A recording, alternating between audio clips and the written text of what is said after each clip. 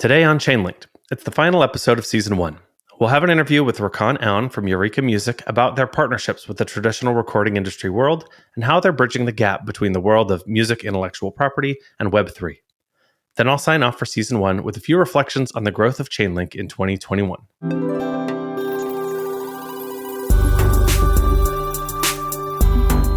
Chainlinked is a Web3 podcast series talking to the builders in the Chainlink ecosystem. We get to know the human side of the people bringing the many applications of Chainlink blockchain middleware to life. My name's Dr. Andy Boyan, you can call me Andy, and I'll be your host. Rakan Aown is the VP of Business Development with UREEQA. He comes from a Big Four accounting firm background, and in his words, the biggest thing that UREEQA is focused on is the protection, validation, and authentication of digital assets. Now, they're focused first on recording artists to ensure that the compensation for digital goods, or audio in this case, is transparent and fair. UREEQA has a tremendous challenge in front of them with the complexity of the music intellectual property, or IP, space, but they've got an interesting model and some pretty deep experience on board. We'll join the conversation with me asking Rakan about how the digital revolution changed the world of music distribution and compensation, and how that translates now into the world of Web3. So we were talking a little bit about artists over the past 30 years. The music industry and technology has kind of freed up music so that it's really easy to be shared. Data, information wants to be free, and when music becomes information, it wants to be shared, it wants to move. But unfortunately, this puts artists in a really hard position where it's hard to monetize. You're supposed to share, you're supposed to be part of this community, but you can't live on just nothing. So there's kind of this duality where there's high income artists that you make a lot of money, a few that are making a lot, and a lot of artists that are making nothing, and very few in the middle class that are doing that. So seeing digital rights come along to kind of address that is a really interesting solution, particularly with Web3. Can you talk a little bit about what is UREEQA doing to address this? How does this NFT validation system kind of combine these worlds in a way?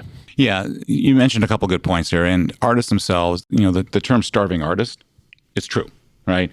Every kid in bantam hockey wants to play in the NHL, right? Mm-hmm. Every person that knows how to play a guitar could be, thinking of themselves to be up on stage and making it, being a Bruce Springsteen, right? Or being part of the, the band, the Eagles, whatever, right? These are famous bands that made millions and millions of dollars. But the fact of the matter is the majority of these artists, they are struggling, they're starving, they want their break.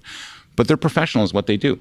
And we work to be compensated. And the unfortunate reality in the music industry is the fact a lot of these artists do not get compensated for what they do. They're not receiving the royalty streams that they should be receiving. People are utilizing their artwork, their music, and for their own purpose, potentially reselling it for their own purpose, where that artist themselves, they're not receiving any sort of compensation or recognition. So at UREEQA, our whole platform really is to protect, manage, and monetize digital assets, protect these artists to ensure that their work is being protected and validated. One of the things we're doing is we have an NFT authenticator. What this is like a VIN number for a car. Each car has a particular identification. What we're doing is we're validating these digital assets, right? So we're looking at them for originality, for authenticity, for ownership, and then we're tagging them with this NFT authenticator, like a CRID. So that, and this is going to be an education stream for everyone because, the NFT space, it's still new. Crypto is still relatively new. And we need to start telling people that, hey, listen, if this piece of work is validated by UREEQA and it has this NFT authenticator attached to it, it's an authentic item. If it's not, if it doesn't have that ID to it, well, guess what? It's not authentic. Don't buy it. Right. And if you've caught someone trying to resell one of your items where you're not getting credited for, you got a package of proof that UREEQA creates, which is basically a copyright on steroids that shows authenticity, shows ownership. And there's a signed affidavit as well that's done with a lawyer. So that is your proof of concept. That's your package of proof. So we have all that for them. So again, what we're trying to do is just put the artists first. And when Napster first came out, I'm like, yeah, right, free music. I was in college and high school when we started burning CDs. We'd always made mixtapes. So you're probably the same era as me. It's like you get a CD player, you get a tape, and you record it onto a mixtape. You make it for your friends. There's somebody you really like, right? You make them a really good mixtape. And so we just extended that logic. Once it was digital, it's like, oh, well, this is just easier to make mixes. It's just easier to share the music I love. And then it just never clicked. It was like, well, I'll just take all these albums and listen to them. And it was the technology enabled this thing on the user experience side without really realizing the consequence. I mean, and that's just what we did, right? You want to listen to music, you got to get it. I don't have any money. I mean, I was paying $20 a CD a week when I was in high school. Yeah. And this is 1990s, right? I'm in high school and making minimum wage. $11.99 for a CD. Woo, what a sale. Or you go to the bin over at one of the major box stores and they're like for $2.99. Like, that's a windfall. So it was a real change in the way that people consumed music, but it had these detrimental effects that we didn't see for a lot of years. Now we're into the music publishing admin business, right? We've aligned ourselves with Cobalt Music, one of the largest music publishing admin companies in the world out of the UK. And they're working with us to be able to bring on emerging artists, right? And we'll be bringing them on and providing them the royalty stream. So there's a lot of added value to what we're doing. The CRID, that NFT authenticator, the validation, the music publishing admin business, the different campaigns going there's so many things that are happening. So we're pretty excited about what's going on with us. Your background in accounting, at first I was like, it's a large leap to go from like accounting to rock and roll and NFTs. But when you talk about validation, and it's about data and making sure things are authentic and correct and recorded so that rock and roll can live on and persist and be a sustainable model. I see the connection now in your career. Yeah, it's all about auditing the work. You're attesting to the work itself. You're putting your stamp on it, and you're making sure that everything is valid, everything is legit, everything is backed up. You have all that information so that you can present the population, with an authentic item, something that has not been forged, something that has value to it. And that's the whole thing too. It's the value part. Look at what happened with OpenSea, right? You had Pepe the Frog, right? Really cute cartoon. Yeah, well, they had to delist $4 million worth of assets because people were just copying this Pepe the Frog. And unfortunately, some of these replications were, racist in form too. So the artist was like, you know what, stop this, right? This is my work. It's being misrepresented. I'm not getting compensated for.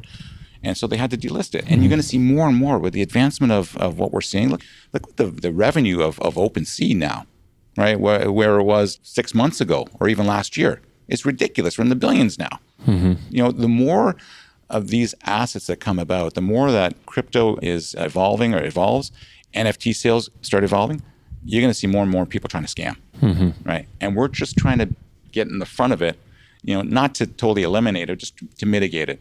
And the more and more people become aware of what validation means, what authenticating and protecting assets means, UREEQA is going to be that brand. So this is a really interesting tie-in. Earlier, we were talking about, as Napster came about, we're doing this music sharing. I'm stealing a ton of music, not really realizing it. The answer to that was Apple Music, iTunes at the time, Spotify, Pandora. It was, well, if we provide people with a legal way to get the music they want, they will actually pay for it. And that model has proved true. And it happened over a series of years. But now we've got this streaming model that's dominant in music where I don't want to go and steal music anymore. I want to pay artists. Maybe it's pennies on the, fractions of pennies, but at least I know I'm like participating in this way. Maybe UREEQA isn't going to stop all unauthorized sharing, but to give people an option, an artist an option is really interesting, and it's a really novel approach. I talked to a lot of NFT projects, and the stamp of authenticity, that's the tie-in factor, whether it's digital IP for music, or it's that an artist made this and said, yes, this is mine, it means something, or whatever it happens to be. That's really what ties this all together. So there's different projects and different companies that are recognizing the fact that assets need to be authenticated, right? You take a look at Adobe; they're just getting into it. You want to create a platform in NFT, you can't. There's a level of validation. There's another marketplace out there, a big one, that they're putting their check mark to it, which is great. The difference with UREEQA is that this is what we started with, right? This was our platform. So we have all this time that we're building up to develop and perfect the authentication of digital assets. That's our purpose. We're selling NFTs. We have a great drop going on right now with a major hip hop artist, Dave East. It's going great, but that's not our focus. Our real focus is validation as a service, right? Being able to go to the different marketplaces out there to offer our validation, whether it's white label or whether it's UREEQA out front, just to ensure that we are protecting those assets and those creative artists. That's the big thing. And, what we've done, no one is doing what we're doing to the extent what we're doing and how deep we're going into the authentication and the validation and the protecting, because we have a protector program that we're launching where we have people proactively scouring the net, to see whether or not copyright is being infringed.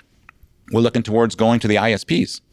Right. And because Cox Communication, as an example, just got nailed with $1 billion suit for copyright infringement going down their pipe. ISPs are liable when there is illegal music downloading or other media downloading. That's like sometimes an overlooked, really interesting wrinkle in how copyright is managed. So that's a really unique business angle too. You go to the ISPs and say, well, let's make sure it's authentic. And an ISP doesn't want to completely stop all music streaming. They'll be screwed, right? They can't just like stop all media. And so to differentiate there between, no, this is validated, it has a stamp of approval by the author itself is a really interesting model. We're talking because Chainlink technology. We love you guys. Fantastic. How are you guys using Chainlink? What is sort of the integration right now? Can you speak to that a little bit? Yeah, so we're using Chainlink to work on some of our NFT campaigns, and we have contests. As an example, we have NFT drops, and part of the utility is that, hey, you get to win a backstage pass with Dave East, as an example. So we're using Chainlink technology to be able to randomly select those individuals. Third party, it's outside of our scope there, and it's all attested to, and so we use you guys for that because we want to make sure that no one feels that they're getting slighted or taken advantage of. The music industry in particular has this sort of storied history of insiders, right? If you know people, you get hooked up and all that. It's the wink, wink. It's the media industry in general, right? And that's kind of the elbows rub. And so to have this platform to make sure that listeners are also being recognized and participants in the system to help bootstrap your liquidity and your early community and all that, I think that's really great. We see a number of NFT projects and art-related projects who want to make sure that things are fair, provably fair, and so they're using VRF for that. Yeah, and honestly, if we were trying to go on this on our own, we probably could eventually get there, but we need to collaborate with the right projects, with the right partners to ensure that all of us are working together to advance not just our own companies, our own projects, but to provide a level of service that clients and consumers expect, right?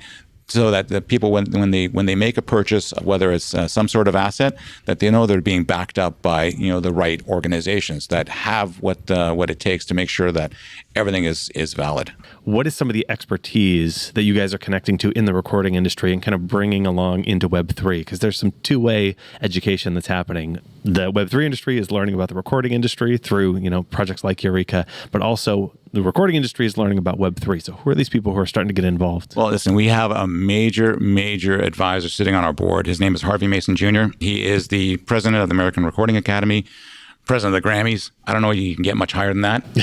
But this guy comes with a tremendous background. This guy's worked with so many different, Michael Jackson, Jay-Z, all these different artists. So he is advising us as well. And having that name, that firepower behind us, endorsing us, and believing in us and working with us to try and recreate the music industry to protect these artists, it's fantastic.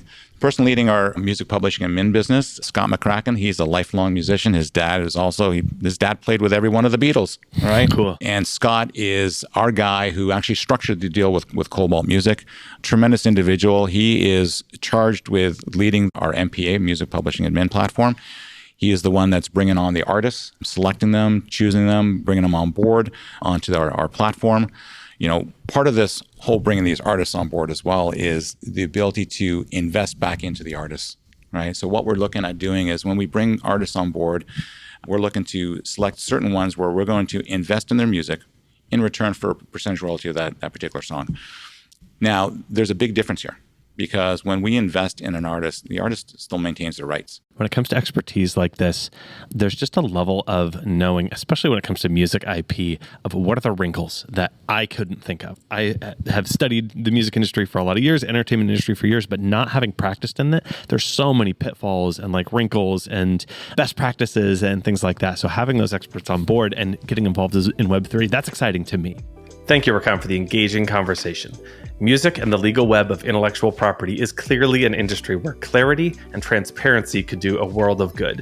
And I'm looking forward to seeing how the space develops and, of course, how Chainlink can be used to facilitate the system. This has been a fascinating year for Chainlink. I hear from devs and community members and CEOs and project founders, and across the space, there is one uniting sentiment that brings us together. Well, at least there is in my opinion. And nothing captures the sentiment this year better than WAGMI, or we're all gonna make it. I've talked before about how I don't see that as financial advice about making it, but rather that it's my observation that the industry is largely working together to make a new future with decentralized technology. For myself, working within the Chainlink ecosystem, I see founders working to build these systems based on truth, not trust. Trust is an interesting concept. We're taught to build trust, to learn to trust, and to trust those we love and respect. And in many ways, it feels like most of human social interaction is built on trust, or at least built on assumptions that people implicitly trust. But in my opinion, it's not that I think trust is bad or that trust must be eradicated. But when it comes to financial information, when you've got an option to know the truth versus trust someone's word, one of those states simply has more value. And this value, truth over trust, it's being built and used by passionate people who care about building a new future. We are all going to make it. Right now, many of us are making the future we wish for, building it, creating, engineering, writing, persuading, testing. Soon it'll be all of us. We are all going to make it. And what a time to be building the future. Thanks to the many listeners that have supported this podcast for this initial season. Your downloads and kind words have helped shape the format and content for next season. We may shake things up a bit, but the goal is the same, to reach more of the people looking for deep thinking and insight into Chainlink ecosystem projects and the world of Web3. Thanks to Chainlink Today, who gave Chainlinked podcast a home for the season, and give them a Twitter follow at Chainlink Today, and go read their articles and the many engaging stories around Chainlink. A special thanks to my producer, John, who made us all sound amazing. Follow me on Twitter at Andy Boyan for more updates about where Chainlinked will be next. And as always, thanks for hanging out. I'll catch you next time.